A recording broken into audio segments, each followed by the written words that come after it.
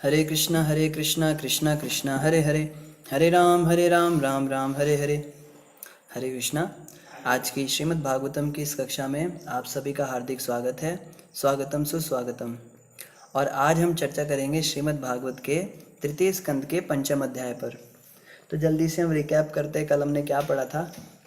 कल हमने पढ़ा था कि कृष्ण द्वैपायन वेद व्यास जी के एक महान जो उनके मित्र थे मैत्रेय ऋषि, उनसे विदुर जी मिले और विदुर जी को उद्धव जी ने बताया था कि आपके लिए भगवान श्री कृष्ण ने संसार से जाते जाते मैत्रेय ऋषि के पास में एक संदेश भेजा है, तो आप कृपया करके उनसे वो संदेश जाकर लीजिए। और ये कहकर विदुर जी चले गए थे मैत्रेय जी से मिलने के लिए।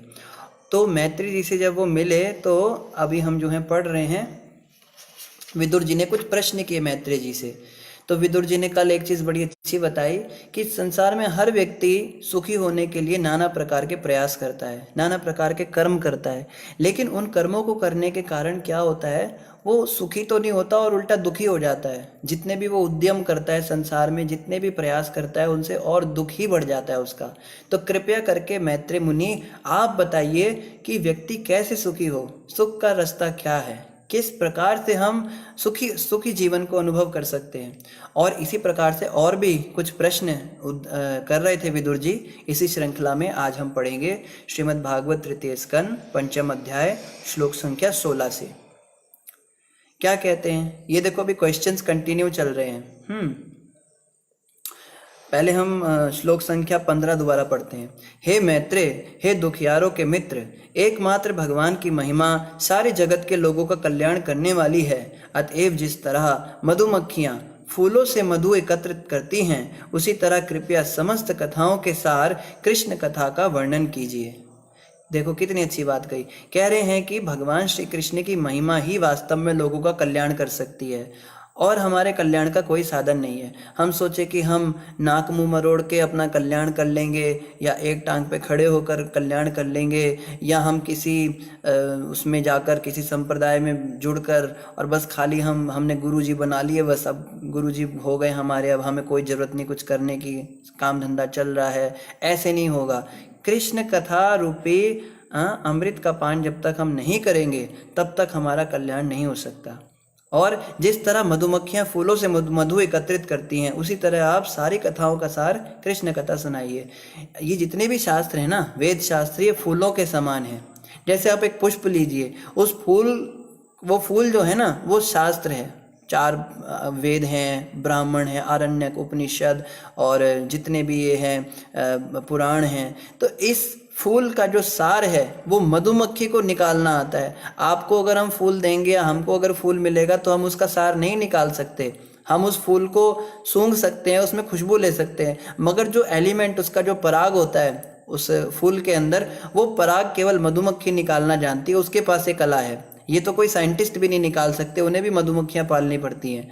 तो मधुमक्खी उस फूल के ऊपर बैठकर प्राकृतिक तरीके से उसका सार चूस लेती है, उसके अंदर जो एरोमा है, जो एसेंस है, और उसको निकालने के बाद में वो उसको इकट्ठा करती है जाके छत्ते में, उससे शहद बनता है। ठीक उसी तरह से विदुर जी कह रहे हैं कि हे मैत्रेय मुनि, आप तो मधुमक्खी के समान हैं। सारे शास्त्रों के अंदर जहाँ जहाँ पे कृष्ण का वर्णन है वो सारा इकट्ठा करके आप सार रूप में निकाल कर मुझे शहद के रूप में पिला दीजिए, क्योंकि मैं उसको निकालने में असमर्थ हूँ। एक प्रकार से यही कहना चाह रहे हैं ना। तो इस प्रकार से हम देखते हैं सारे शास्त्रों का जो सार है वो कृष्ण कथा है। और अब मैत्रेय ऋषि उनको अलग अलग शास्त्रों के अंदर जो भगवान कृष्ण का वर्णन है सारा मिला जुला कर एक शहद के रूप में निकाल कर देंगे। जैसे फूलों से शहद निकाल कर देते हैं ना, इसी तरह सारे शास्त्रों से कृष्ण कथा को निकाल कर देंगे। कृपया उन परम नियंता भगवान के समस्त अति मानवीय दिव्य कर्मों का कीर्तन करें, जिन्होंने विराट सृष्टि के प्राकट्य तथा पालन के लिए समस्त शक्ति से समन्वित होकर अवतार लेना स्वीकार किया। अब आप मुझे भगवान कृष्ण की लीलाएं सुनाइए। लीलाओं का कीर्तन कीजिए। कीर्तन का मतलब, कई बार भक्त सोचते हैं कीर्तन का मतलब होता है भगवान का कुछ गाना, नाम जप करना, भजन गाना है, मृदंग करताल बजाना, ढोलक बजाना, छाछ मंजीरे बजाना या चिमटा बजाना, उसको कीर्तन कहते हैं। पर यहाँ कहा जा रहा है जब कोई भगवान की कथा सुनाता है तो उसको भी कीर्तन कहते हैं। कीर्तन मतलब कहना। अब आप भजन गा के कहो, लीलाएं गा के कहो, नाम जप कर करो, जीभ से जब हम भगवान के कुछ दिव्य नाम गुण रूप लीला इत्यादि का वर्णन करते हैं तो उसको कीर्तन कहते हैं। तो इस समय अगर हम कथा कर रहे हैं तो ये कीर्तन है, और आप सब इसको सुन रहे हैं तो वो श्रवण है। तो इस प्रकार से श्रवण और कीर्तन ये भक्ति के जो शुरुआती अंग हैं नवधा भक्ति के, ये हमारे पालन हो रहे हैं। श्री शुक उवाच। अब शुकदेव गोस्वामी आगे क्या कहते हैं। शुकदेव गोस्वामी ने कहा, विदुर का अत्यधिक सम्मान करने के बाद विदुर के अनुरोध पर समस्त लोगों के महानतम कल्याण हेतु महर्षि मैत्रेय मुनि बोले। अब कह रहे हैं विदुर जी का बहुत सम्मान किया मैत्रेय मुनि ने, और विदुर जी ने जो क्वेश्चन उनसे किए, बड़े सुंदर प्रश्न किए। अब मैत्रेय मुनि ने बोलना चालू किया। क्या किया। मैत्रेय उवाच। श्री मैत्रेय ने कहा, हे विदुर, तुम्हारी जय हो। तुमने मुझसे सबसे अच्छी बात पूछी है।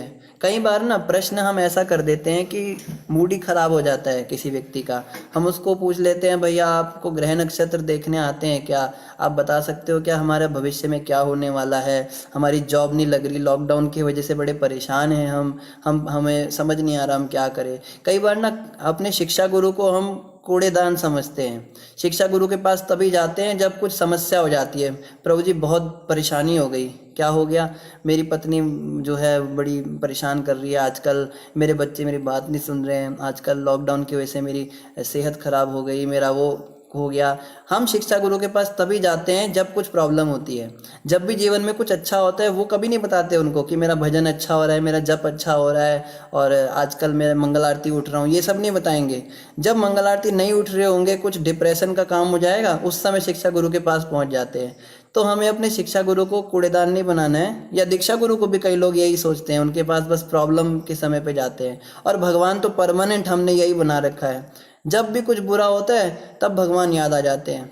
कहा ना, दुख में सिमरन सब करे, सुख में करे न कोई, जो सुख में सिमरन करे तो दुख काहे को होय। जब दुख आता है तभी भगवान का सिमरन करते हैं हम, जब सुख होता है तो भगवान को याद नहीं करते। तो भगवान को भी हमने कूड़ादान बना रखा है। जब परेशानी होती है, कुछ प्रॉब्लम होती है, भगवान के पास मुंह उठा के पहुंच जाते हैं, ये बुरा हो गया, वो बुरा हो गया। भगवान भी सोचते होंगे कभी तो कोई अच्छी बात लेकर आए मेरे पास, सुबह से शाम तक बस खाली कंप्लेन सुनना, इच्छाएं सुनना, प्रॉब्लम सुनना, वो भी परेशान हो जाते होंगे। तो कभी हमारे साथ अच्छा कुछ होता है जीवन में तो हमें वो भी गुरु के साथ या भगवान के साथ शेयर करना चाहिए। प्रसन्न है। मैत्रेय जी कह रहे हैं, तुमने बहुत अच्छा क्वेश्चन किया, तुम्हारी जय हो। इस प्रकार से गुरु प्रसन्न हो जाते हैं जब हम उनसे अच्छा क्वेश्चन करते हैं कि आध्यात्मिक प्रगति कैसे हो और कैसे हम और आगे भगवान की भक्ति में बढ़ेंगे। इस प्रकार के प्रश्न हमें करने चाहिए, ना कि बस खाली हमारे ग्रह देख लो, हम परेशान हो गए, हमारा प्रॉपर्टी भी बिक गया, हमारी गाय मर गई हैं, ये सब नहीं है। ये सब भी खैर डिस्कस करना चाहिए, लेकिन अच्छी बातें भी डिस्कस करनी चाहिए। इस तरह तुमने संसार पर तथा मुझ पर अपनी कृपा प्रदर्शित की है। देखो मैत्रेय जी इतने खुश हो गए इस क्वेश्चन को सुन के, कहते हैं आपने तो मेरे ऊपर भी बड़ी कृपा कर दी। आपने कृष्ण कथा सुनने के लिए मुझसे कह दिया, अब मैं कृष्ण कथा करूंगा, मेरा भी कल्याण होगा इससे। आपने इतना अच्छा क्वेश्चन किया है, इस क्वेश्चन को सुनने के बाद में मेरा भी कल्याण हो जाएगा, मुझे भगवान कृष्ण की कथा करने का मौका मिल जाएगा और संसार को इसे सुनने का मौका मिल जाएगा, संसार का भी कल्याण। क्योंकि तुम्हारा मन सदैव ब्रह्म के विचारों में लीन रहता है, क्योंकि तुम 24 घंटे, you are 24 hour Krishna conscious and we are 24 hour maya conscious. हम तो 24 घंटे केवल माया के विचार में रहते हैं ना, कभी खाने का, कभी सोने का, कभी घूमने का, ये सब विचार हमारे दिमाग में घूमते रहते हैं। लेकिन विदुर जी के बारे में मैत्रेय जी कह रहे हैं, आप तो 24 घंटे ब्रह्म के विचार में लीन रहते हैं, इसलिए आपने संसार के और मेरे भी कल्याण के लिए इतना अच्छा क्वेश्चन कर लिया। हे विदुर, यह तनिक भी आश्चर्यप्रद नहीं है कि तुमने अनन्य भाव से भगवान को इस तरह स्वीकार कर लिया है, क्योंकि तुम व्यासदेव के वीर्य से उत्पन्न हो। तो कह रहे हैं कि मैत्रेय जी तारीफ कर रहे हैं विदुर जी की, कहते हैं कि तुम साक्षात भगवान वेद व्यास जी के वीर्य से उत्पन्न हुए हो, इसलिए तुम्हारे लिए आश्चर्य की बात नहीं है इस प्रकार से भगवान की भक्ति में होना। कई बार ना डिवोटी फैमिली में हम जन्म लेते हैं, उसका भी फर्क पड़ता है। कोई वैष्णव के घर में जन्म लेता है, कोई भक्तों के घर में जन्म लेता है ना, तो इसका मतलब है भक्ति करने के लिए संसार में आया है। हम कई बार देखते हैं कि भक्तों के घर में जन्म लेकर भी लोग जो हैं नाना प्रकार के उल्टे पुल्टे कार्यों में लग जाते हैं। बचपन से माँ बाप बड़े भक्त थे, बड़ा भक्ति का माहौल था घर में, लेकिन बच्चा बाहर निकल के इतना बिगड़ जाता है, दारू पीना, मांस खाना, गलत सोबत में पड़ जाता है, विदेश चला जाता है, वहाँ जॉब करने के लिए जाता है और उल्टे सीधे काम सीख लेता है जाके। तो जिस भी व्यक्ति का जन्म अच्छे घर में हुआ है, भगवान कृष्ण गीता में बताते हैं कि अच्छे घर में किसका जन्म होता है। कृष्ण से अर्जुन ने पूछा, है भगवान, अगर कोई व्यक्ति आपकी भक्ति तो करता है लेकिन उसकी भक्ति पूर्ण नहीं हो पाती, वो कहीं पे उससे कुछ गलती हो जाती है, कोई फंस जाता है कहीं पे, उसका फॉल डाउन हो जाता है, या फिर उसकी मृत्यु जल्दी हो जाती है, भक्ति पूरी नहीं हो पाती, आपके धाम पहुंचने लायक नहीं हो पाता, तो उसका क्या होता है? वो तो बेकार ही हो गया, उसका तो जीवन बर्बाद हो गया। तो कृष्ण कहते हैं कि क्यों बर्बाद हो गया? अर्जुन कहता है, ना तो वो माया का भोग कर पाया, ना ही उसको आप मिले। जीवन भर उसने आपका नाम जपा और संसारिक भोग भी नहीं भोग पाया, वहाँ से भी उसको गया और यहाँ भी आप नहीं मिले। कृष्ण कहते हैं ऐसा नहीं अर्जुन, जो ऐसा होता है ना व्यक्ति जो पथभ्रष्ट हो गया हो, या जो जल्दी उसकी मृत्यु हो गई हो, या किसी कारण से वो बहुत धीरे धीरे प्रगति कर रहा हो, उसको मैं वैष्णवों के परिवार में जन्म देता हूँ, उसको मैं भक्तों के परिवार में जन्म देता हूँ। या फिर अगर ऐसा इस लायक नहीं है कि वैष्णव परिवार में जन्म हो, तो किसी ब्राह्मण के परिवार में जन्म देता हूँ। ब्राह्मण परिवार के भी लायक नहीं है तो उसको किसी धनी परिवार में जन्म देता हूँ, जहाँ पैसे की कमी ना हो, बचपन से उसको मतलब पैसा कमाने के लिए परेशान ना किया जाए, उस पर प्रेशर ना डाला जाए, वो भक्ति को सहज रूप से ले सके।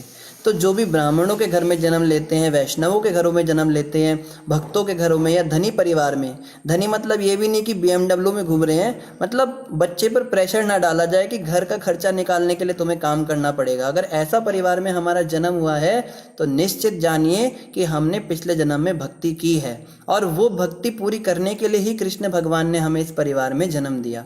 लेकिन ऐसे परिवार में जन्म लेने के बावजूद हम केवल उसका मिसयूज़ करते हैं।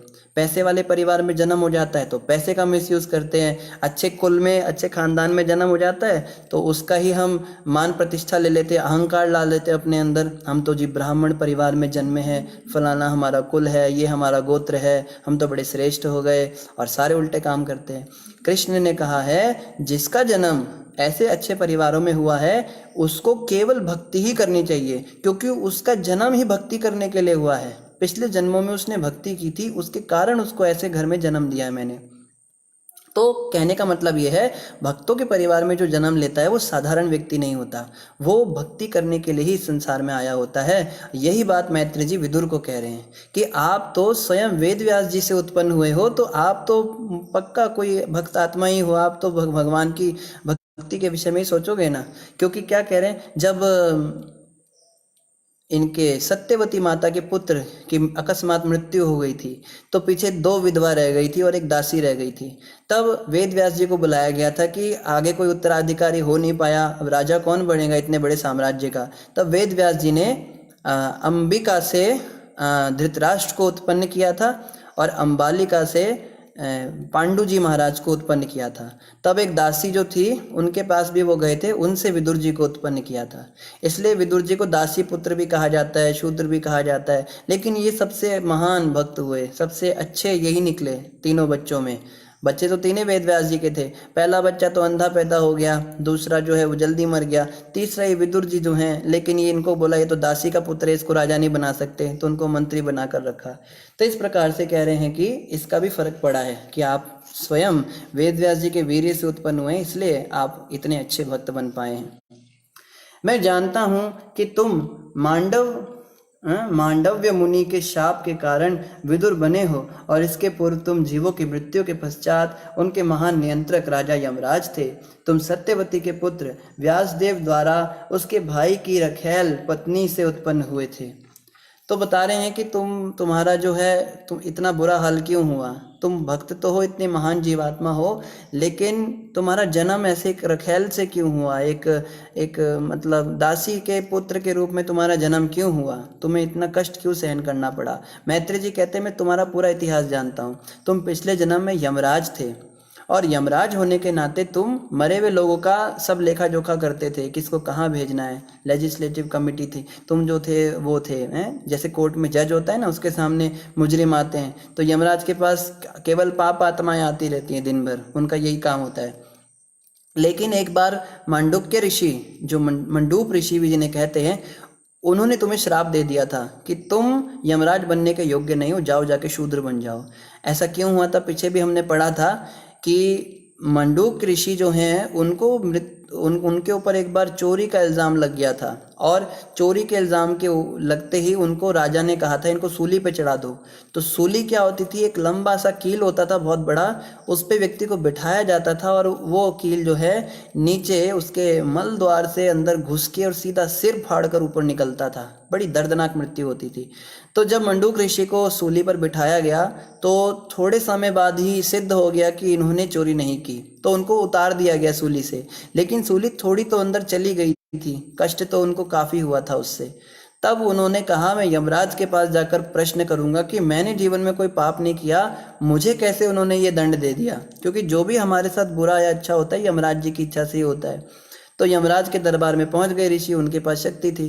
बोला कि तुमने किस अपराध के लिए मेरे को सूली का ये दिया। तो यमराज जी ने चित्रगुप्त को बताया, भाई क्या है इनका दिखाओ। तो उनकी किताब खोल के बताया, बचपन में जब आप छोटे बालक थे तब आपकी माता ने आपको एक गोबर का कंडा दिया था जलाने के लिए, और उस गोबर के कंडे को आपने जला दिया, सूखे हुए कंडे को। लेकिन आपने देखा नहीं कि उसके अंदर असंख्य चींटियां थी, वो सारी चींटियां उसमें जल के मर गई। उसी अपराध के लिए आपको ये सहन करना पड़ा कष्ट। तो मंडूक ऋषि कहते हैं तुम शास्त्रों के बड़े ज्ञाता बनते हो, तुम ये बताओ कौन से शास्त्र में लिखा है कि 5 साल से कम आयु के बालक को पाप का कर्म लगता है। 5 साल से जो छोटा बालक होता है उससे अगर कोई गलती होती है तो उसको बुरे सपने के द्वारा उसका कर्म का फल मिलता है, उसके कर्मों का पूरा फल नहीं बनता है, वो बुरे सपने दिखा के ख़त्म करना होता है। और जो 9 साल से कम आयु का बच्चा होता है उसको मासूम गिना जाता है, उसके जो भी पाप होते हैं उसके माता पिता को उसका फल सहन करना पड़ता है। लेकिन तुमने मुझे ये कष्ट कैसे दे दिया। तब यमराज कहते मुझसे कैसे गलती हो गई इतनी बड़ी। तब उन्होंने कहा कि तुमको मैं श्राप देता हूँ, जाके तुम वो हो जाओ, शूद्र बन जाओ। तब भगवान कृष्ण की इच्छा से ये सब हुआ था। एक्चुअली में भगवान कृष्ण चाहते थे कि विदुर भी मेरी लीलाओं में भाग लें, मगर विदुर इतने बिजी होते थे, उनका शेड्यूल ही ऐसा था। अब देखो ना, कोर्ट का कोई जज है और दुनिया भर के मुजरिम उसके पास आ रहे हैं और आए दिन उसको यही सब करना पड़ता है, वो कैसे अपना काम छोड़ कर आए। तब जब मंडूक ऋषि ने उनको श्राप दे दिया तो वो तो चले गए। तब अर्यमा को यमराज बनाया गया कुछ समय के लिए। तो जितने समय विदुर जी श्राप के समय पे थे, यहाँ विदुर बने हुए थे, उतने समय यमराज के पद पर अर्यमा को बिठाया था, ऐसा हमने पढ़ा पीछे। तो इससे हमें समझ में आता है देवी देवता जो होते हैं ये परमानेंट नहीं होते, ये पोस्ट होती है। यमराज एक पोस्ट का नाम है जिस पर पहले कोई व्यक्ति बैठा था, अब कोई दूसरा व्यक्ति बैठ गया। इंद्र भी एक पोस्ट होती है, उस इंद्र के पद को लेने के लिए ऋषि मुनि तपस्या करते हैं। तो इंद्र सोचता है कहीं मेरा पद ना छीन ले, इंद्र ना बन जाए ये, तो उनको मेनका रंबा ये सब भेज देते हैं, तो गिरा देते हैं, ऋषियों की तपस्या भंग करा देते हैं। तो इससे समझ में आता है वहाँ भी कुर्सी का चक्कर चलता है, मेरी कुर्सी ना छीन जाए। सूर्य, चंद्र, इंद्र, वरुण, वायु, ये जितने भी हैं, अग्निदेव, ये सब पोस्ट हैं एक्चुअली में। तो देवी देवता वास्तव में हाँ, इनकी भी मृत्यु होती है, इनको भी अपना पद छोड़ना पड़ता है, ये भी परमानेंट नहीं। और इन देवी देवताओं की पूजा करके अगर हम सोचें कि हमारा भवबंधन कट जाएगा, ये संभव नहीं है, क्योंकि स्वयं वे ही इस भव से पार नहीं हो सकते, उन्हें भी बार बार जन्म लेना पड़ता है। कृष्ण भगवान ने गीता में कहा है, क्षीणे पुण्य मर्ते लोकम विशंति। जब किसी व्यक्ति के पुण्य खत्म हो जाते हैं, जितना समय उसका पद का था, देवता बना था, कोई देवी बना था, उसके बाद उसको इसी संसार में आके गिरना पड़ता है। फिर से वो मनुष्य बनता है या कुत्ता बिल्ली बनता है, कीड़ा बनता है, इस प्रकार से 84 लाख योनियों में घूमता है। एक्चुअली में शास्त्र कहते हैं मैं आप हम जितने भी हैं ना, हम सब कई बार स्वर्ग गए हैं, कितनी बार हम इंद्र बने, कितनी बार चंद्र बने, कितनी बार सूर्य बने, बस हमें याद नहीं है। कोई फ़ायदा हुआ वो सब बनने का, बताओ। आज हम वापस मनुष्य बन गए, हमें कुछ याद भी नहीं है। तो ऐसे स्वर्ग में जाने का कोई फ़ायदा ही नहीं है। हमें वैकुंठ जाना है, गोलोक धाम जाना है, वहाँ पे जो विष्णु भगवान के धाम में चला जाता है, फिर उसका पुनर्जन्म नहीं होता। ठीक है, और भगवान विष्णु ही भगवान है, वो चरों का दे देना।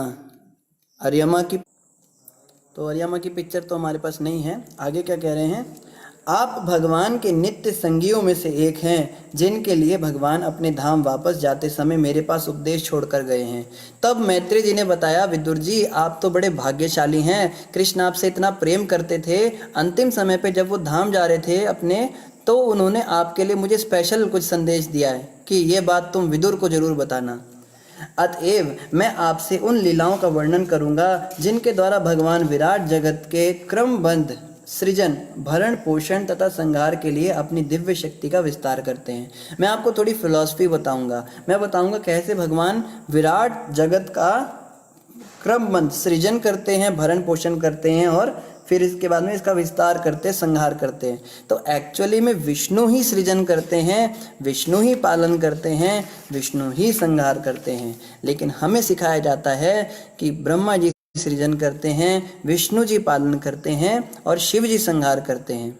तो इन दोनों बातों को हम कैसे समझें? इसको हम इस तरह से समझ सकते हैं कि इंग्लिश जो पढ़ाता है वो इंग्लिश का टीचर है, मैथ्स पढ़ाने वाला मैथ्स का टीचर होता है, साइंस पढ़ाने वाला साइंस का टीचर होता है।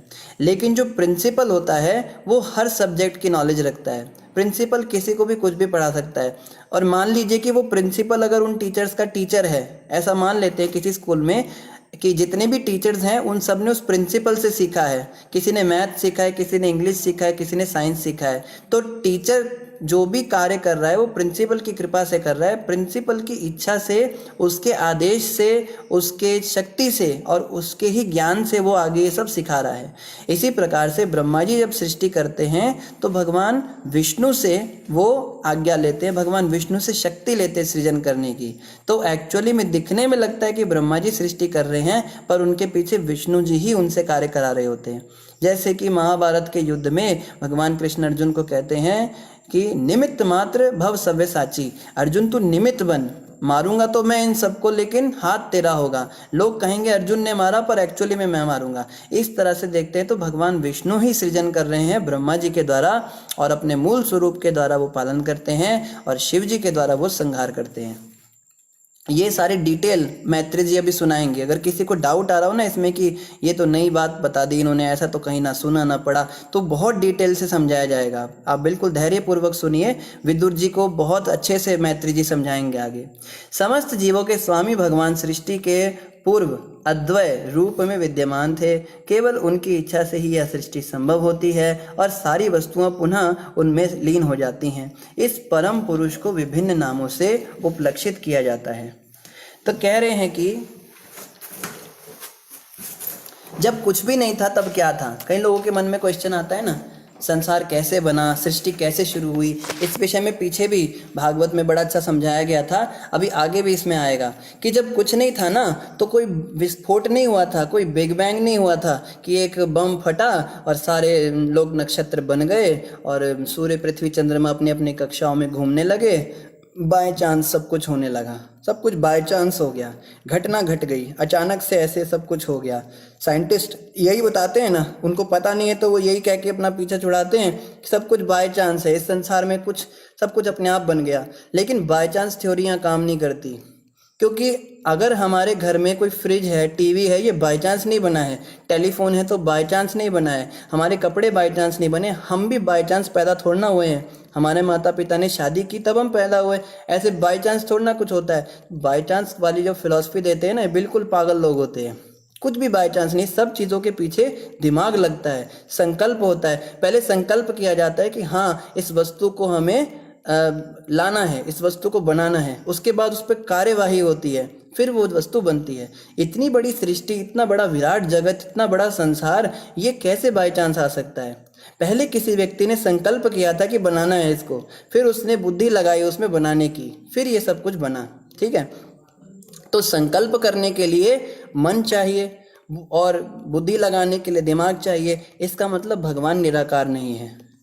भगवान के पास साकार स्वरूप है, उनके पास बुद्धि भी है, और सबसे ज़्यादा बुद्धिमान भगवान ही हैं वास्तव में देखा जाए तो। क्योंकि हम छोटी छोटी चीज़ें बना सकते हैं, लेकिन इतना बड़ा संसार, इतना ऑर्डरली अरेंज संसार देखते हैं, समय पर दिन हो रहा है, समय पर रात हो रही है, समय पर सब सीजन आ रहे हैं, समय पर फल आते हैं, समय पर फूल खिलते हैं, हर व्यक्ति अपने अपने कर्मों की सज़ा भुगतता है, हर व्यक्ति के कर्मों का सिद्धांत। तो बहुत ज़्यादा दिमाग भगवान के पास, सबसे बुद्धिमान भगवान है। ठीक है, इससे इस बात का तो समझ में आ गया कि भगवान कोई व्यक्ति है। अब कौन है, तो इसके विषय में क्या बता रहे हैं, इस परम पुरुष को विभिन्न नामों से उपलक्षित किया जाता है।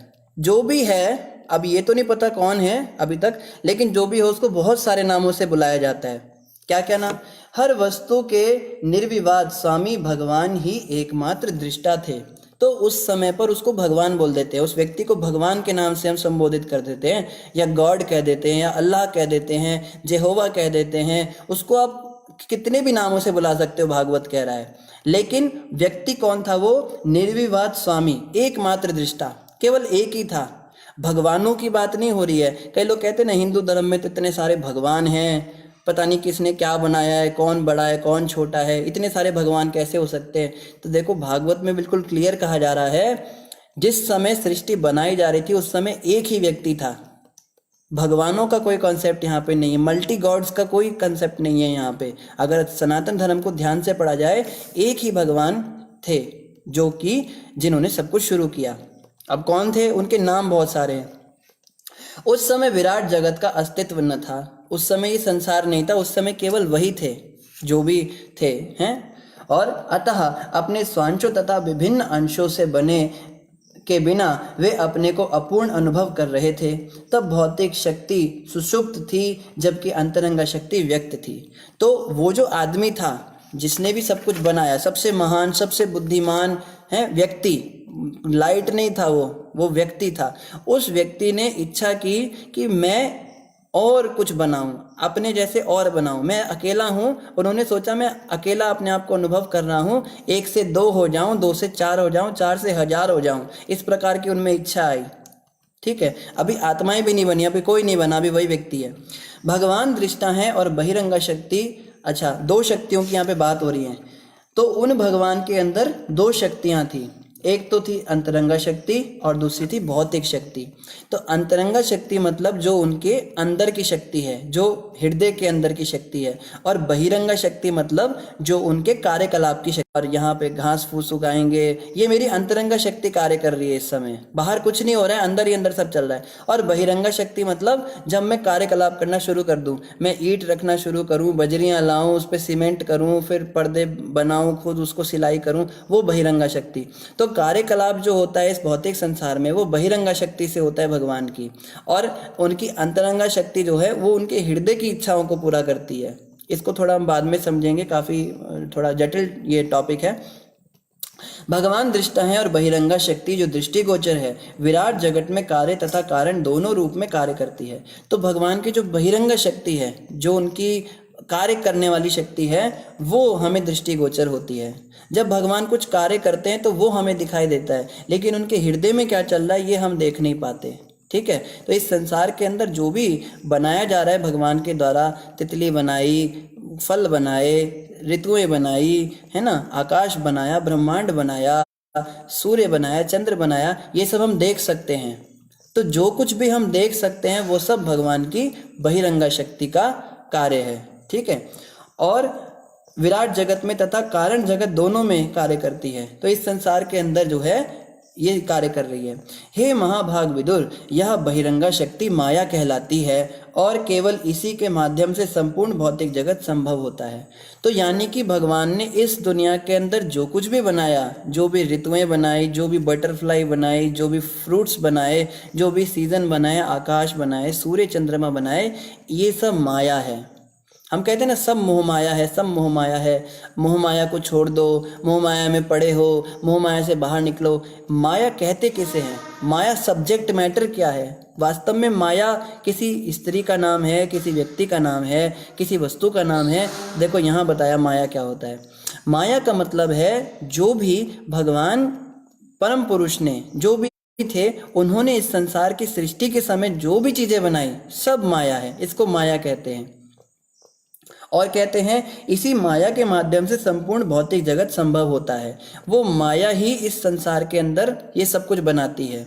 ठीक है।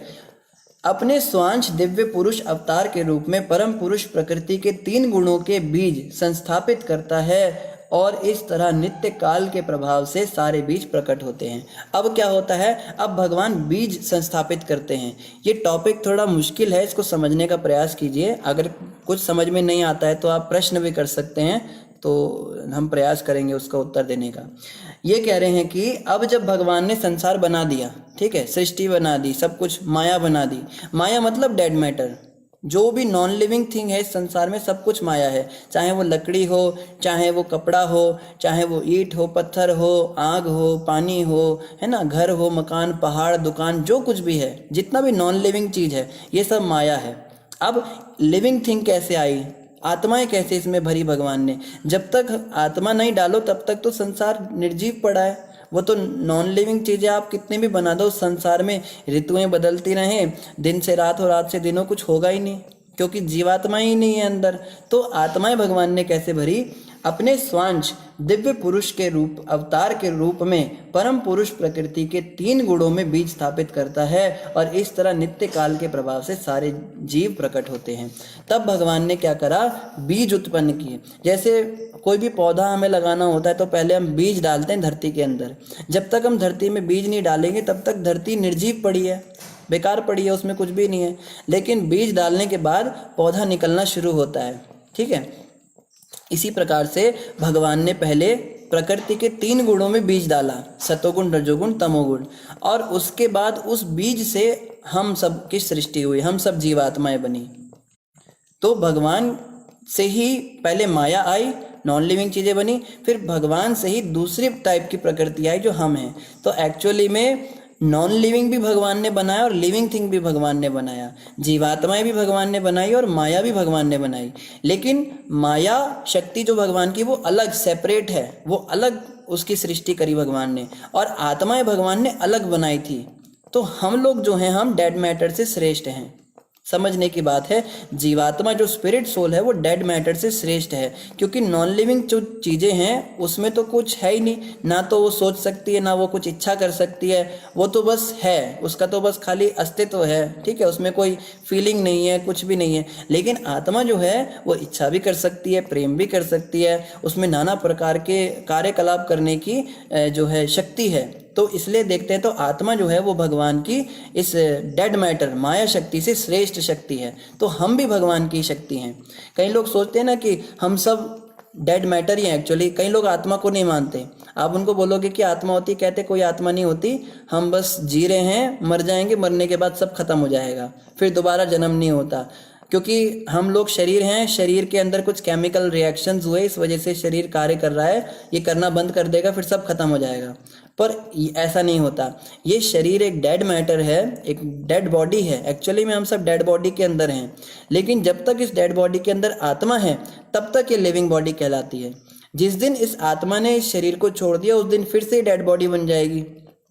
इसी तरह से हम देखते हैं पेड़ है या कुत्ते बिल्ली हैं, कीट पतंगे हैं, ये जो 84 लाख योनियां हैं, ये सब एक्चुअली में ये डेड बॉडी ही हैं। लेकिन भगवान की जो शक्ति है, जो जीव शक्ति जिसको आत्मा कहते हैं, उसके होने से ये लिविंग है। ठीक है, तो इसका मतलब डेड मैटर अलग चीज़ है और स्पिरिट सोल अलग चीज़ है, आत्मा अलग चीज़ है और माया जो पदार्थ है वो अलग है। ये दो अलग अलग वस्तुएं, इसको समझना है, एक नहीं है दोनों। आगे क्या कह रहे, तत्पश्चात नित्य काल की अंत क्रियाओं से प्रभावित पदार्थ का परम सार जो कि महत तत्व कहलाता है प्रकट हुआ, और इस महत तत्व में शुद्ध सत्व अर्थात भगवान ने अपने शरीर से ब्रह्मांड अभिव्यक्ति के बीज बोए। फिर भगवान ने क्या किया, भगवान ने पदार्थ का जो सार है, परम सार, उसको महत तत्व कहते हैं। एक्चुअली महत तत्व से ये सारा संसार बना है।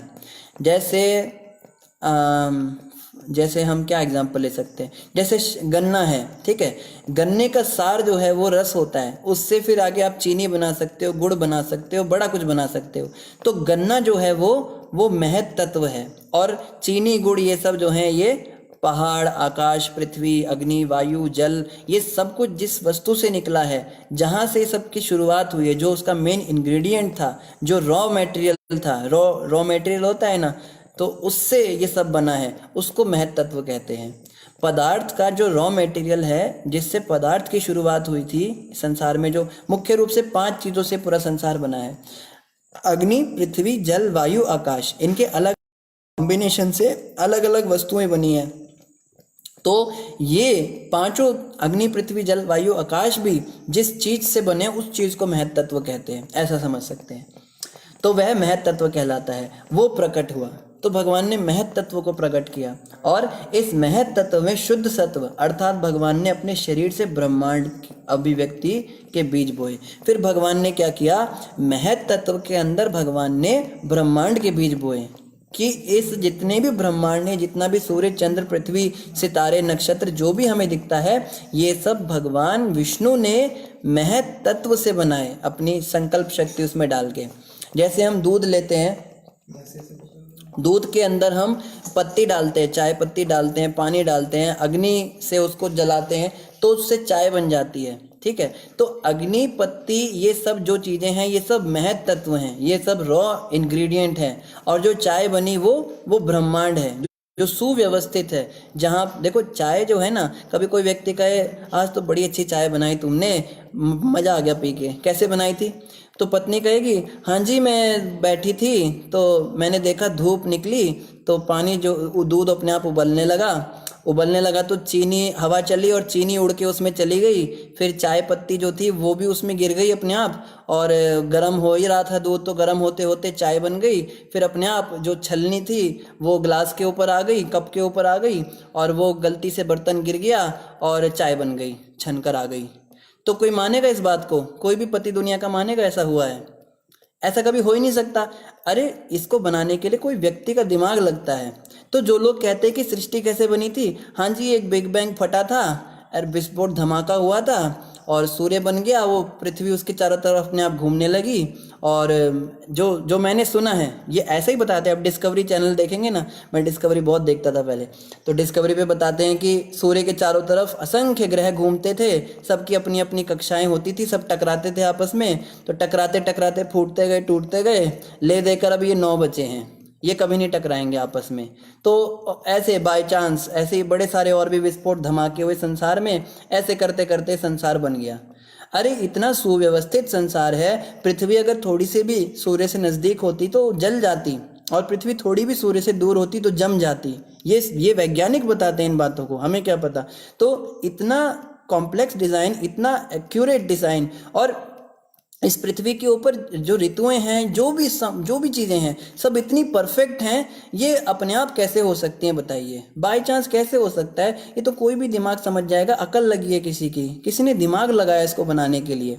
तो इस तरह से हम देखते हैं ये जो विराट जगत है, भगवान विष्णु ने इसके अंदर महत तत्व की मदद से ब्रह्मांड बनाया। तो महत तत्व यानी कि जैसे चाय पत्ती, चीनी, ये सब जो है ये महत तत्व है। और भगवान जैसे जो पत्नी थी जिसने दिमाग लगाया चाय बनाने के लिए, ऐसे भगवान विष्णु ने उस महत तत्व का प्रयोग करके सृष्टि बनाई। समझ में आ रहा है आप सबको? अगर समझ में ना आए तो बीच में पूछ सकते हैं।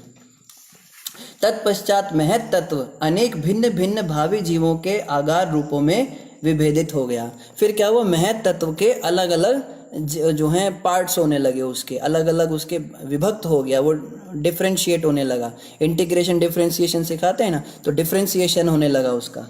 यह महत तत्व मुख्यतया तमोगुणी होता है और यह मिथ्या अहंकार को जन्म देता है।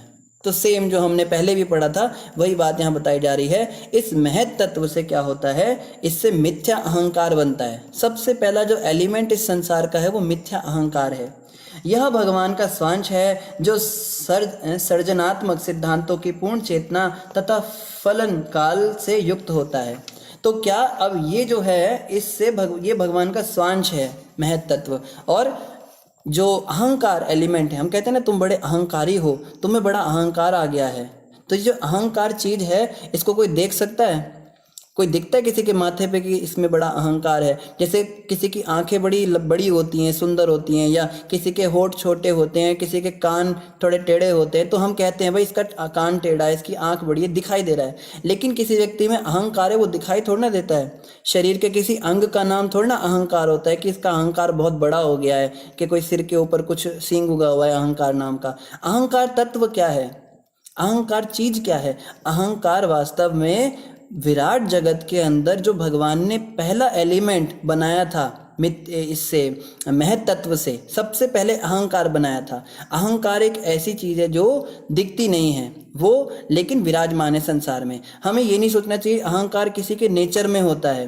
अहंकार एक्चुअली भगवान के नेचर में होता है। ये जो नेचर है ना, पृथ्वी जिसको वसुंधरा कहते हैं, जिसको हम कुदरत कहते हैं, कुदरत के अंदर अहंकार नाम का एक तत्व है, और सब चीज़ों की शुरुआत उसी अहंकार से हुई है।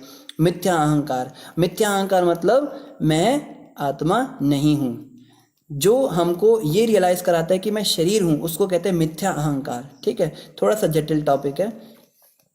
महत तत्व या महान कारण रूप सत्य मिथ्या अहंकार में परिणत होता है, जो तीन अवस्थाओं कारण, कार्य तथा कर्ता के रूप में प्रकट होता है।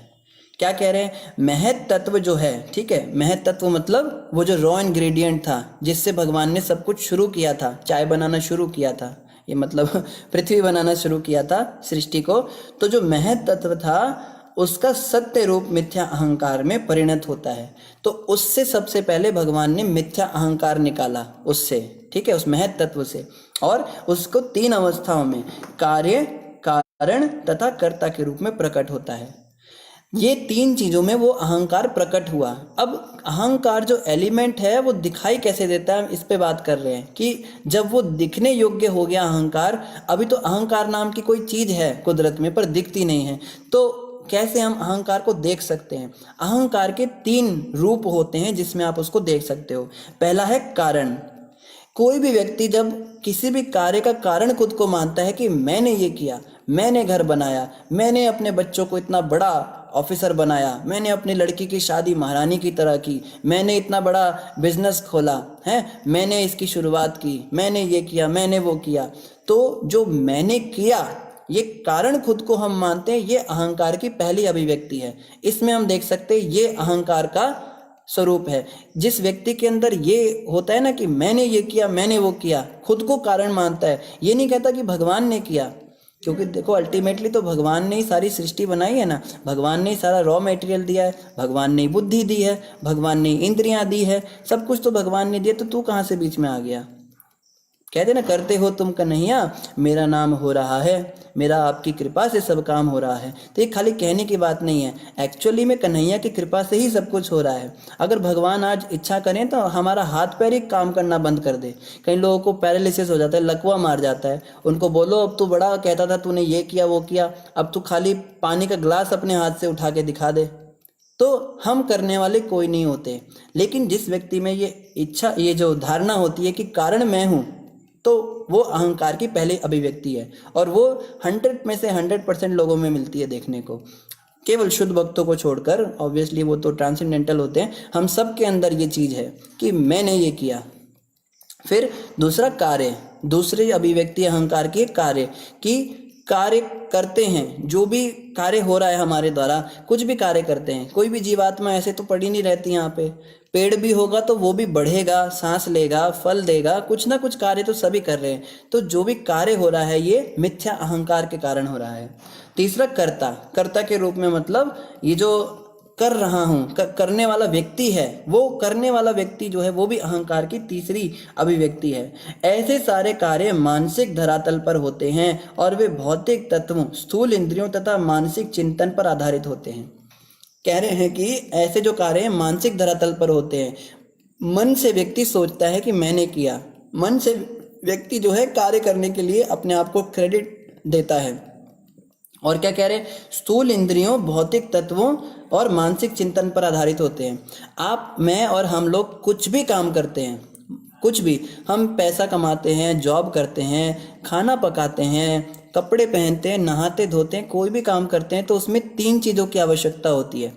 पहला तो भौतिक तत्व, अगर भौतिक तत्व ही नहीं होंगे तो हम करेंगे क्या? अगर हम जैसे कहते हैं ना, कोई औरत कहती है मैंने आज बड़ी अच्छी सब्जी बनाई है, ठीक है, तो सब्जी में आलू चाहिए, कढ़ाई चाहिए और अग्नि चाहिए, ये सब इसको कहते हैं भौतिक तत्व। जब तक ये नहीं होंगे तब तक कार्य नहीं हो सकता।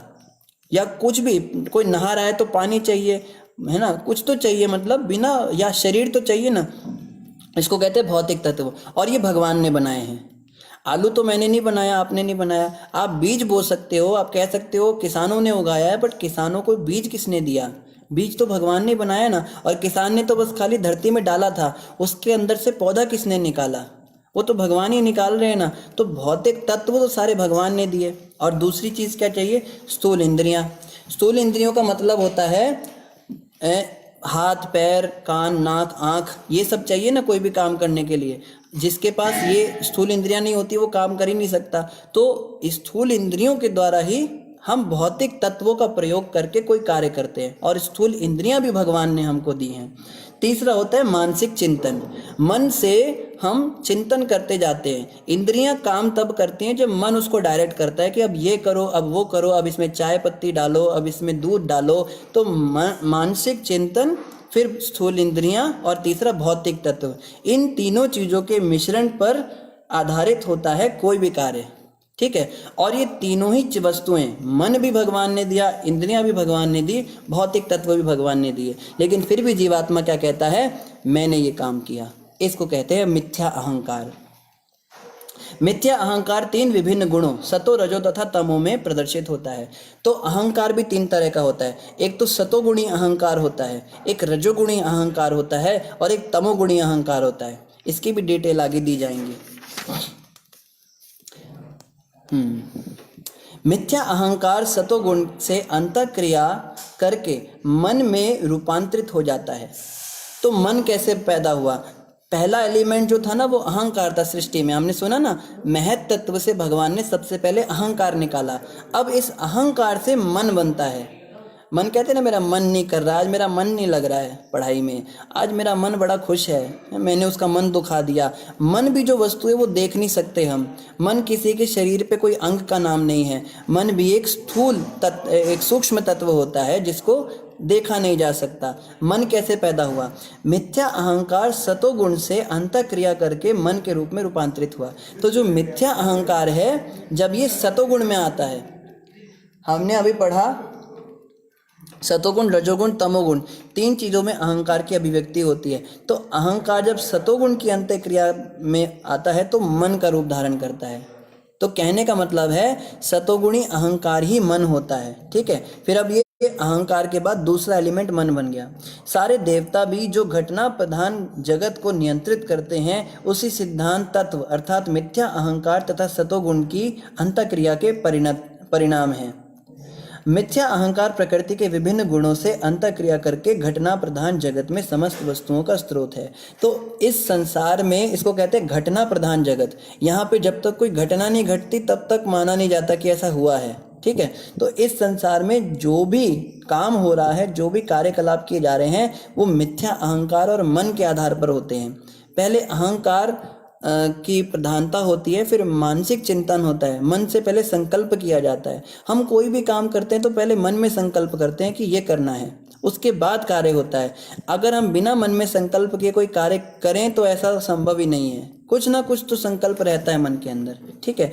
आज नहीं तो 10 साल पहले रहा होगा। कोई कहे मैंने तो सोचा ही नहीं था ऐसा करूंगी मैं कभी। कई लोग कहते हैं ना, मैंने कभी सोचा ही नहीं था कि मैं ऐसा करूंगा, लेकिन कभी तो सोचा था, ऐसा नहीं है। हाँ, जैसा सोचा था वैसा नहीं कर पाए, लेकिन सोचना तो पड़ेगा।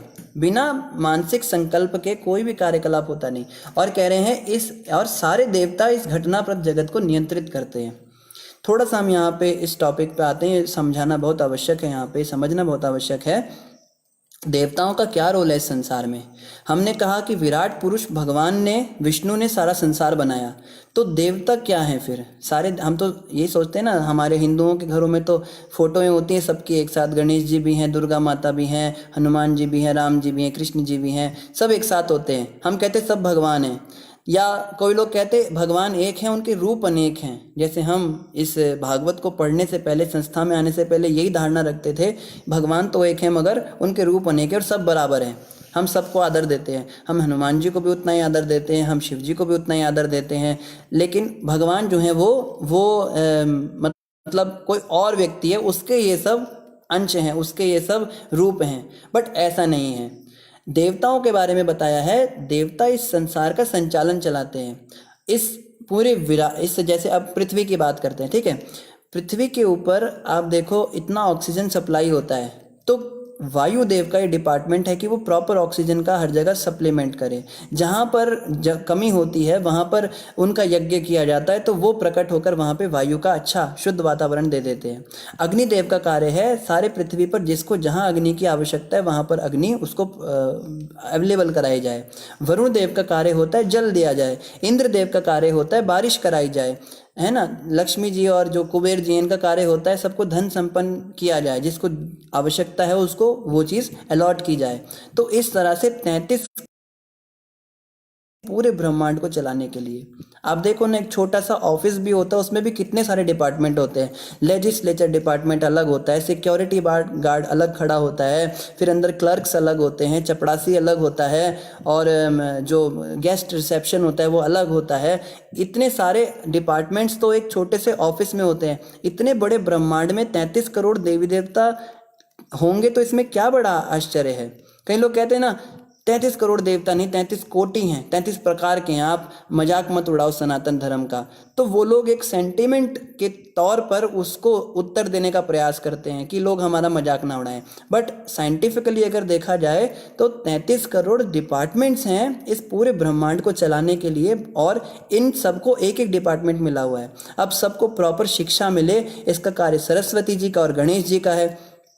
और देखो हमारे सनातन धर्म में कई लोग कहते हैं ना, स्त्रियों को वो नहीं दिया जाता, दर्जा नहीं दिया गया, स्त्रियों को नीचा माना जाता है, स्त्रियों के साथ भेदभाव होता है। सबसे 3 इम्पॉर्टेंट जो डिपार्टमेंट्स हैं वो स्त्रियों को मिले हुए हैं। सबसे पहले धन विभाग, जो ट्रेजर डिपार्टमेंट होता है, वो लक्ष्मी जी के हाथ में दिया गया। सारा खजाना लक्ष्मी जी के हाथ में है, जिसको जो देना चाहे।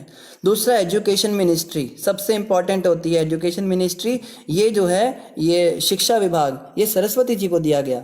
और तीसरा होता है डिफेंस मिनिस्ट्री, पुलिस जो क्रिमिनल्स को मारने का काम करती है, वो दुर्गा माता को मिला है। वो मारती है ना असुरों को। देखो दुर्गा माता के हाथ में केवल यही सब होता है, तीर होगा, धनुष होगा, गदा होगा, किसी को चक्र से मारेंगी, किसी को मारने काटने का सामान उनके हाथ में मिलता है। काली माता है, जितने भी उनके रूप हैं, ये पुलिस है भगवान की एक्चुअली में। डिफेंस मिनिस्ट्री दुर्गा माता के हाथ में है। लक्ष्मी जी के हाथ में ये सब नहीं होगा। लक्ष्मी जी के हाथ में आप कुछ भी मारने काटने का सामान नहीं देखोगे। अगर आप ध्यान से देखो ना, सनातन धर्म में बहुत बहुत ज़्यादा इंटरेस्ट बन जाएगा आपका। सरस्वती माता के हाथ में आप देखो वीणा होती है, क्योंकि वो किसी को संगीत की इच्छा हो सीखने की, तो वो सरस्वती माता की कृपा से सीखता है। उनके हाथ में माला होती है, तो जिसको भगवान में ध्यान लगाना है वो भी सरस्वती माता की कृपा से ऐसा कर पाते हैं। और तीसरे हाथ में वेद होते हैं उनके, चौथे हाथ में वेद होते हैं, 2 हाथों में वीणा होती है। तो इस तरह से सरस्वती माता ही पढ़ाई करने के लिए, अगर जो भी हम पढ़ते हैं, लिखते हैं, जो भी हम सीखते हैं, ये सरस्वती माता की कृपा से हमको मिलता है। लक्ष्मी जी के हाथ में आप देखते हैं बहुत बड़ा एक धन का वो होता है, धन से भरा हुआ सोने का है लोटा होता है, लोटा नहीं घड़ा होता है, उसमें सोने का घड़ा है, उसमें से सिक्के निकलते जा रहे हैं। तो वो धन देने के लिए होती हैं। और दुर्गा माता के हाथ में ये सब वेपन्स होते हैं। तो जिसको शत्रुओं से अपनी रक्षा चाहिए, जो सोचता है कि हमारे ऊपर बड़ा अटैक हो रहा है, हमको जैसे पुलिस वाले को फ़ोन कर देते हैं ना 100 नंबर पे कि हमें डर है हमारे घर में कहीं कोई चोर ना घुस जाए, तो पुलिस वाले कहते हैं ठीक है हम तैनात रहते हैं। तो दुर्गा माता से लोग प्रार्थना करते हैं कि कोई विपदा ना आ जाए हमारे ऊपर, कोई असुर हम पे अटैक ना कर दे, कोई आसुरी शक्ति हम पे अटैक ना कर दे, इसलिए उनकी हम जो है आराधना करते हैं। तो और देखो ऐसे ही देखो गणेश जी हैं, गणेश जी के हाथ में क्या होता है, इंटीग्रेशन और डिफरेंशिएशन, यही तो 2 चीज़ें होती हैं। एक हाथ में रस्सी होती है, एक हाथ में वो होता है काटने वाला होता है। तो डिफरेंशिएशन का मतलब वो जो काटने का जो अस्त्र है, और धागे का मतलब इंटीग्रेशन। तो जिसको फिजिक्स का ज्ञान लेना है वो जो है उनकी आराधना करे, जो मतलब जो पढ़ाई लिखाई में आगे बढ़ना चाहते हैं गणेश जी की। इस तरह से हम देखते हैं तो सनातन धर्म के अंदर 33 करोड़ देवी देवताओं का जो कॉन्सेप्ट है वो हम सबके ऊपर, ये जो क्या कह रहे हैं इसको, घटनाप्रद जगत, ये घटना प्रधान जगत का संचालन करते हैं देवता। समझ में आ रहा है ना आप सबको? तो इस प्रकार से कोई भी देश ले लीजिए, कोई देश ले लीजिए, कोई शहर ले लीजिए, हर हर लेवल पे अलग अलग, जैसे जिला परिषद होता है या तहसीलदार होते हैं, उनके अंडर में जल विभाग ये सब होते हैं। तो इस पूरे ब्रह्मांड का जो संचालन करते हैं वो ये देवता होते हैं। लेकिन विष्णु देवता नहीं है। विष्णु, कृष्ण, राम, हरि, नारायण, ये जितने हैं ये एक ही व्यक्ति के अलग अलग स्वरूप हैं। ये देवता नहीं हैं, ये परम भगवान हैं। इनके अंडर में सब होता है। इनको आप प्रधानमंत्री समझ सकते हो। प्रधानमंत्री का कोई काम नहीं होता। प्रधानमंत्री का मतलब होता है वो बस खाली इन सब का संचालन करेगा, मैनेजमेंट करेगा, इनको आपस में मैनेज करेगा। हाँ आप वहाँ जाओ वहाँ जाओ, इनको कार्यों में लगाएगा। वो कभी भी खुद कार्य में नहीं लिप्त होता। इसलिए हम देखते हैं कृष्ण के हाथ में केवल बांसुरी होती है। बांसुरी मतलब उसको कोई काम नहीं है। जब किसी को कुछ काम नहीं होता तो बैठ के आराम से बांसुरी बजाता है ना, बैठ के एंजॉय कर रहे हैं। तो कृष्ण जो हैं एक्चुअली में एंजॉय कर रहे हैं, आनंद ले रहे हैं आराम से, और बांसुरी बजा रहे हैं। लेकिन बाकी सब जो हैं वो कुछ ना कुछ कार्य में लगे हुए हैं। आगे क्या बताया जा रहा है? समय है हमारे पास, समय 5 मिनट का और है। आकाश ध्वनि का परिणाम है और ध्वनि अहंकारात्मक काम का रूपांतरण विकार है। दूसरे शब्दों में आकाश परमात्मा का प्रतिकारात्मक प्रतिनिधित्व है। अब क्या हुआ? अब आकाश की उत्पत्ति हुई। तीसरा एलिमेंट आकाश बना संसार में। आकाश कैसे बना? ध्वनि का परिणाम। ध्वनि का मतलब होता है आवाज। आवाज से आकाश बना है। आकाश के अंदर केवल ध्वनि होती है। आकाश से आवाजें आती हैं ना हमें अलग अलग तरह की। आकाश से कोई खुशबू नहीं आती है, आकाश से कोई स्वाद नहीं आता है, आकाश में कोई रूप नहीं होता है, कोई रंग नहीं होता है। आकाश में केवल ध्वनि होती है। स्काई, कई लोग कहते हैं ना आकाश है गगनचुंबी इमारत, आकाश छूने वाली इमारतें। आकाश को कोई इमारत छू ही नहीं सकती, आकाश को कोई नहीं छू सकता। हमें याद है बचपन में हम देखते थे, अलिफ लैला आता था DD1 पे। तो उसमें क्या था ना, उसमें ऐसा दिखाया था, पता नहीं अलिफ लैला था या हातिम था, ऐसा कोई सीरियल था। उसमें एक बहुत बड़ा राक्षस था और उसने आकाश को उठा रखा था अपने हाथों पर। तो वो जाके उसको बोलता है, जो भी हीरो था, कि कुछ समय के लिए आपकी वहाँ ज़रूरत है, आप वो मुर्गाबी का अंडा हमें दिलवाओ। ऐसा कोई मतलब कहानी थी उसमें। तो वो कहता है मैंने आकाश पकड़ रखा है अपने दोनों हाथों से, मैं छोड़ूंगा तो आकाश धरती से मिल जाएगा, सब मर जाएंगे, सब मतलब दब जाएंगे आकाश के नीचे। तो वो कहता है कि कुछ समय के लिए मैं इसको पकड़ लेता हूँ। तो आकाश इतना भारी था, उससे पकड़ा नहीं गया, पर उसने फिर कोई बहुत शक्ति अपनी लगाई। फिर जैसे तैसे उसने कुछ समय तक आकाश को पकड़े रखा। फिर वो दानव जो था वो निकल के चला गया। मतलब ये सब कहानियाँ लोगों के मन में धारणाएं हैं। सोचते हैं आकाश भी कोई पकड़ के रख सकता है क्या? अरे आकाश को कौन पकड़ सकता है? आकाश कोई चीज़ थोड़ना होती है। आकाश में कोई सॉलिडिटी नहीं होती। सॉलिडिटी तो देखो पांचों तत्वों में ना किसी में भी नहीं होती। पांचवें तत्व केवल पृथ्वी में होती है ना। इसमें आकाश में सॉलिडिटी है ना, जल में सॉलिडिटी है ना, अग्नि में सॉलिडिटी है ना, वायु में सॉलिडिटी है। सॉलिड तो केवल धरती होगी, वो लास्ट में बनेगा तत्व। अभी पहले आकाश बना है। आकाश में केवल ध्वनि होती है, ठीक है।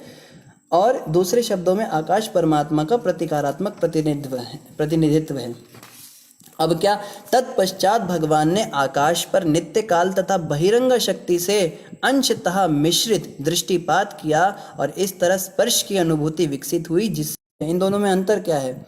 तो यहाँ बताया जा रहा है वायु में स्पर्श की अनुभूति होती है। वायु आपको छू सकती है, वायु चलती है तो आपको पता लगता है हाँ वायु है, यहाँ पे हवा रुकी हुई है, ऐसा बोलते हैं ना। यहाँ गर्म हवा है ठंडी हवा है। आकाश कभी गर्म ठंडा नहीं होता। आकाश को हम छू नहीं सकते, आकाश की कोई अनुभूति हमको होती नहीं। और आकाश से वायु कैसे बनी थी? भगवान ने उस पर दृष्टिपात किया था आकाश पर, और उस दृष्टि में 2 चीज़ें थी भगवान की। क्या? नित्य काल तथा बहिरंगा शक्ति का अंशतः मिश्रित दृष्टिपात। ये 2 चीज़ें, नित्य काल और बहिरंगा शक्ति, इन दोनों चीज़ों, ये दोनों चीज़ें भगवान की आँखों से मिली, दृष्टिपात से मिली। और वो जब आकाश पर पड़ी तो उससे वायु बन गया, उसमें स्पर्श की अनुभूति आ गई। अब आकाश से वायु बन गई, ठीक है। तत्पश्चात अतीव शक्तिशाली वायु ने आकाश से अंतःक्रिया करके इंद्रिय अनुभूति तन मात्रा का रूप उत्पन्न किया और रूप की अनुभूति बिजली में रूपांतरित हो गई, जो संसार को देखने के लिए प्रकाश है। अभी तक संसार में कुछ दिख नहीं रहा था, आकाश में केवल ध्वनि थी, सुनाई दे रहा था सुन रहा था लेकिन दिख कुछ नहीं रहा था। वायु में स्पर्श अनुभूति थी, महसूस भी हो रहा था लेकिन दिखता कुछ था नहीं। देखने की अभिव्यक्ति कैसे आई? इसी वायु से जब आकाश की अंतःक्रिया इंद्रिय अनुभूति तन्मात्रा के रूप में उत्पन्न हुई तो फिर बिजली बनी। बिजली जो हम देखते हैं ना कि इसमें बिजली कड़कती है तो सब दिखाई देने लगता है, अचानक से रात में फ्लैश जैसा जलता है। बिजली की उत्पत्ति कैसे हुई कि वायु में जब रूप आ गया, देखने की अभिव्यक्ति आ गई, दिखता भी है। वायु दिखती नहीं, आकाश दिखता नहीं, लेकिन जब देखने की अभिव्यक्ति भी आ गई तो रूप जो आया उससे ये बन गई बिजली। इस बिजली को हम अग्नि के रूप में भी समझ सकते हैं। अग्नि जो है वो क्या करती है? अग्नि जब जलती है तो उसमें रूप होता है, उसमें गर्म ठंडे की अनुभूति भी होती है और उसमें आवाज ध्वनि भी होती है।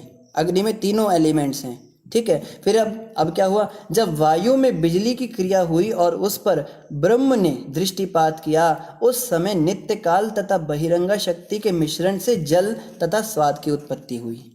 अब इस वायु में नहीं, इस अग्नि में स्वाद भी आ गया। अग्नि के अंदर स्वाद नहीं होता, लेकिन जब स्वाद नाम का एलिमेंट भी इसमें डाला तो जल बन गया। जल के अंदर ध्वनि भी है, जल के अंदर रूप भी है, जल के अंदर स्पर्श अनुभूति भी है, और जल में एक नई चीज भी आ गई। क्या आ गई? उसमें स्वाद भी आ गया। इससे चौथा एलिमेंट ये जल बना। फिर क्या? तत्पश्चात बिजली से उत्पन्न जल पर भगवान ने दृष्टिपात किया और फिर उसमें नित्य काल तथा बहिरंगा शक्ति का मिश्रण हुआ। इस तरह वह पृथ्वी में रूपांतरित हुआ, जो मुख्यतः गंध के गुण से युक्त है। फिर जो है जल से पृथ्वी बन गई, उसमें क्या? सुगंध भी आ गई। जल में सुगंध नहीं होती, तो पृथ्वी ही एकमात्र ऐसी है जिसमें पांचों चीजें हैं। पृथ्वी को आप सूंघ भी सकते हो, पृथ्वी को आप चख भी सकते हो, पृथ्वी को आप स्पर्श भी कर सकते हो, पृथ्वी को आप देख भी सकते हो, और पृथ्वी को सुन भी सकते हो। उसमें सब कुछ होता है। तो इस प्रकार से जो है ये एलिमेंट्स बने। फिर आगे जो है भौतिक तत्वों से मिलके और गुण बनेंगे, अंतिम स्पर्श के कारण बनेंगे, बड़ा कुछ बनेगा। ये सब हम कल चर्चा करेंगे। आप सभी भक्तों का बहुत बहुत धन्यवाद, और आप सब जुड़े रहे इतने जटिल टॉपिक में भी। आप सब कृपया करके जुड़े रहिए। इसी तरह हम आगे और भी बहुत इंटरेस्टिंग टॉपिक इसमें पढ़ेंगे भागवत में। आप सभी का बहुत बहुत धन्यवाद और हरे कृष्णा। आप सभी कृपया करके महाराज जी का प्रवचन भी अवश्य सुने। मॉर्निंग में आता है लाइव, उसका अयोध्या प्रभु भी लिंक डाल देंगे। मैं देखता हूँ लिंक रोज़ अयोध्या प्रभु डालते हैं, कोई इसको देखता ही नहीं है। तो आप कृपया करके लिंक पे भी जाएं और प्रवचन अवश्य सुने। इसके साथ ही आप हम पर भी कृपा बनाए रखें, हमारे लिए प्रार्थना अवश्य करते रहें कि हम आपकी सेवा में लगे रहें। इसी प्रकार से ग्रंथराज श्रीमद् भागवत महापुराण की जय, जगत गुरु श्रील प्रभुपाद की जय। हरे कृष्णा। किसी का कोई प्रश्न हो तो आप कमेंट में लिख सकते हैं, उत्तर आपको कमेंट में मिल जाएगा। हरे कृष्णा।